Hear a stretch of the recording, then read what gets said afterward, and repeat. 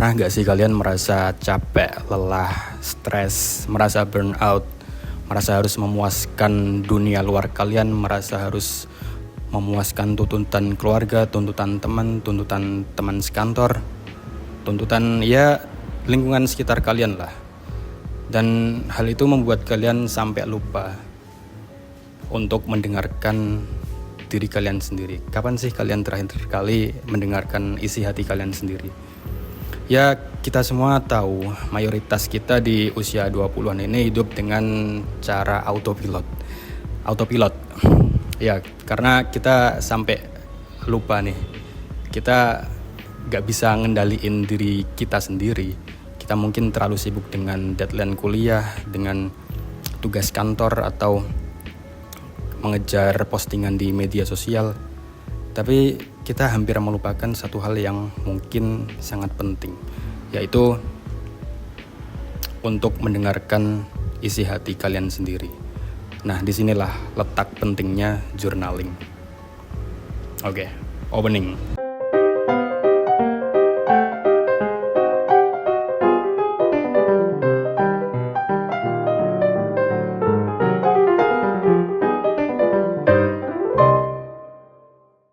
Oke, welcome back di BOM Podcast, BOM Explaining episode 4. Di episode 4 kali ini kita bakal bahas spesifik mengenai journaling, salah satu metode self-development yang mungkin pernah kalian dengar, tapi lebih jarang ya. Tapi karena jarang didengar oleh orang-orang, jadi ini mungkin jadi metode yang sangat powerful ya, bisa dibilang. Mungkin karena powerful, mungkin orang jadi menganggapnya jadi susah buat dikerjain, jadi males gitu. Padahal sama sekali enggak. Justru karena powerful ini, journaling merupakan metode atau praktik yang gampang dilakukan, gratis, dan dapat menjawab tuntutan-tuntutan yang ada di hati kalian sendiri. Nah, kita bakal bahas mendalam mengenai kegiatan atau praktik journaling ini. Oke, apa sih journaling itu? Journaling merupakan kegiatan praktik yang dapat merefleksikan, mengolah, dan memahami diri kita sendiri dari segala sesuatu yang terjadi di dalam diri kita sendiri, yaitu mengenai pikiran, perasaan, emosi, bahkan mimpi terliar yang pernah kalian miliki. Banyak yang salah mengartikan kalau journaling ini sama dengan diary atau buku harian. Ya, beda. Diary ini merupakan lebih dangkal ya dibanding journaling. Journaling ini lebih mendalam dan dapat menggali potensi-potensi diri yang ada di dalam kalian sendiri. Jadi, sederhananya, journaling ini merupakan terapi gratis yang dapat kalian lakukan di mana saja, kapan saja, dan dengan media apa saja. Bisa kalian lakukan dengan pena, kertas, atau dengan tape recording melalui record HP kalian sendiri, atau kalian tulis di notebook di HP kalian sendiri. Itu juga merupakan kegiatan journaling yang udah mantap, asal kalian lakukan dengan benar. Oke, mengapa journaling ini penting dilakukan di usia muda? Ya, usia early 20s lah, usia 20-an awal. Kenapa ini penting untuk dilakukan? Karena journaling sendiri merupakan cara untuk memahami diri kita sendiri, memahami jiwa kita sendiri di tengah tuntutan dunia luar seperti tuntutan keluarga, tuntutan masyarakat. Ya, bisa kalian sebut sebagai quarter life crisis lah. Quarter life crisis ini kalian mungkin pernah mengalami. Jadi kalian merasa tuntutan-tuntutan ini dapat membuat kalian sampai burn out. Sampai kalian merasa, duh ini kok gini banget ya. Maksudnya, apakah gue harus melakukan memuaskan tuntutan-tuntutan mereka atau enggak? Nah, disinilah letak pentingnya journaling. Jadi, journaling ini membantu kalian dalam membangun self-awareness atau kesadaran diri. Jadi mungkin kalian pernah bertanya-tanya, oh ternyata aku kalau marah tuh gini loh.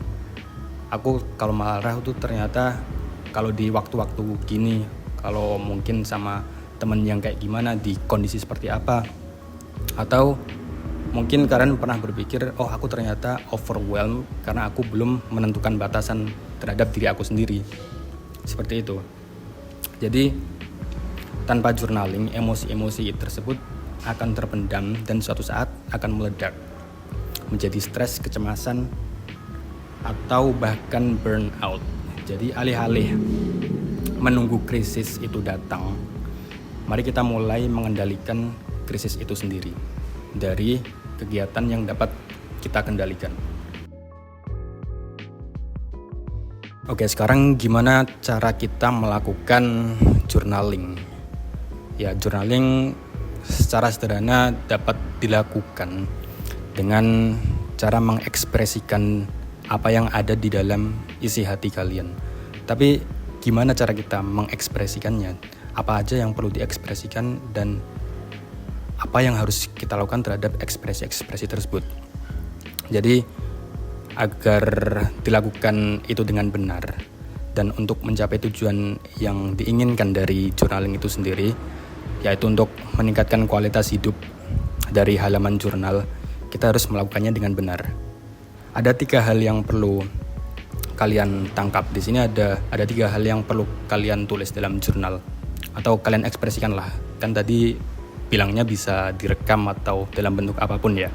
Jadi pertama ada ekspresi kalian yang harus kalian tumpahkan, apapun itu.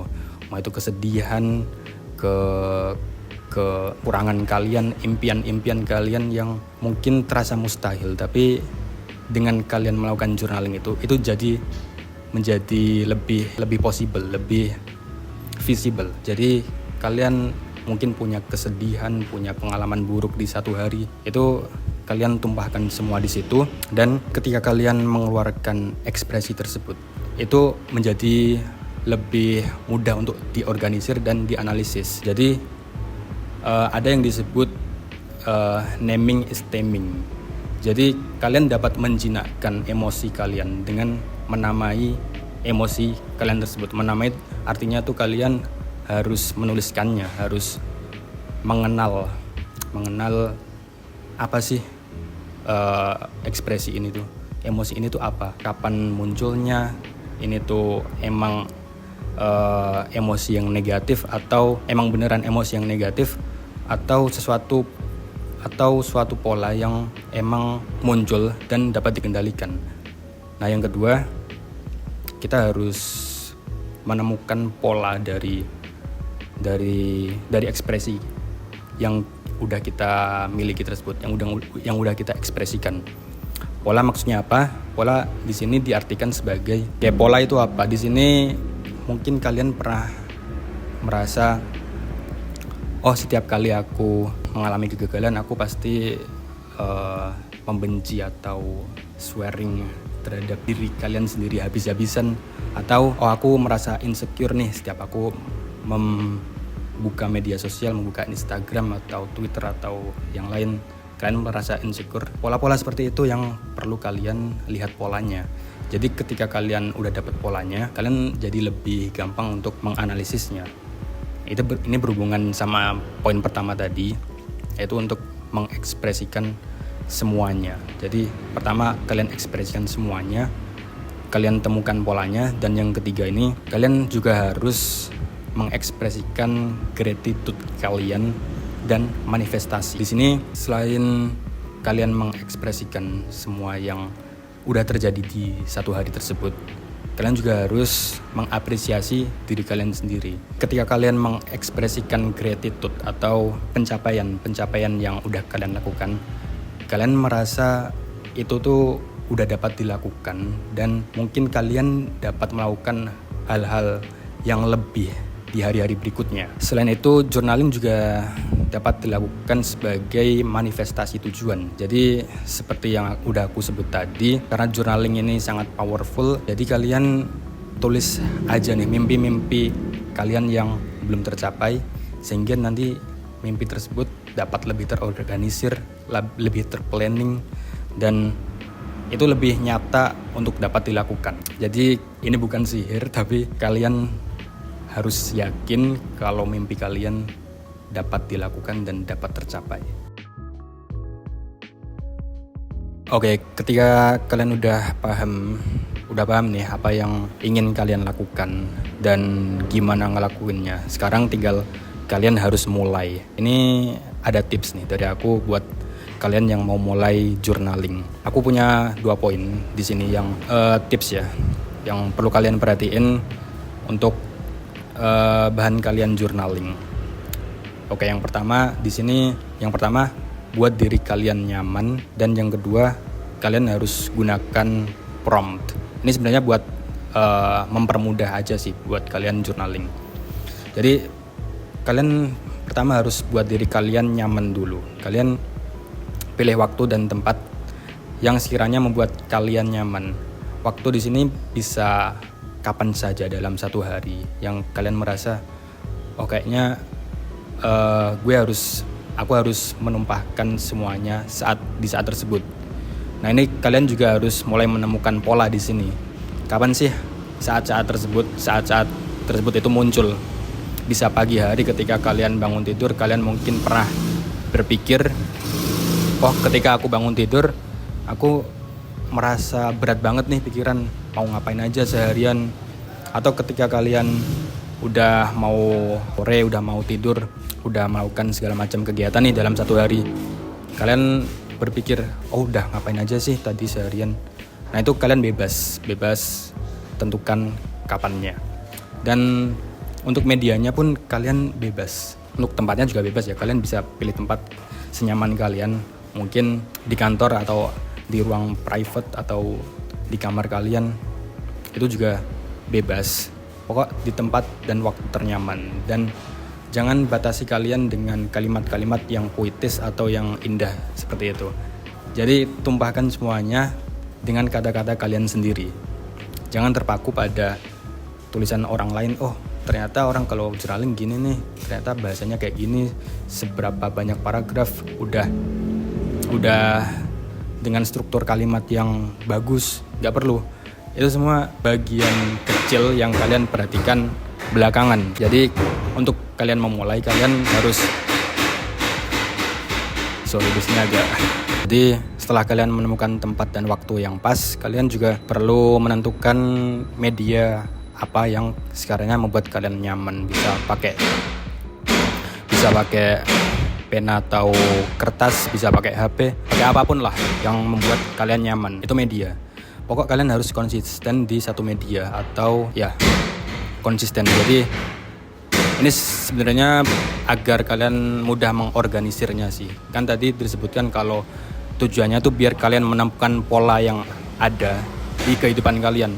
Jadi kalau medianya ganti-ganti, misal kertas, terus nanti besok ganti HP, nanti takutnya kalian kehilangan rekam jejaknya. Nah, yang kedua, kalian juga harus, ini tips yang kedua, kalian harus menentukan prompt. Jadi untuk mempermudahnya, kalian tentukan pertanyaan-pertanyaan awal yang memancing thoughts kalian, pikiran-pikiran kalian. Jadi pikiran-pikiran atau ekspresi kalian harus dipancing tidaknya di 3 poin, yaitu ekspresi harian.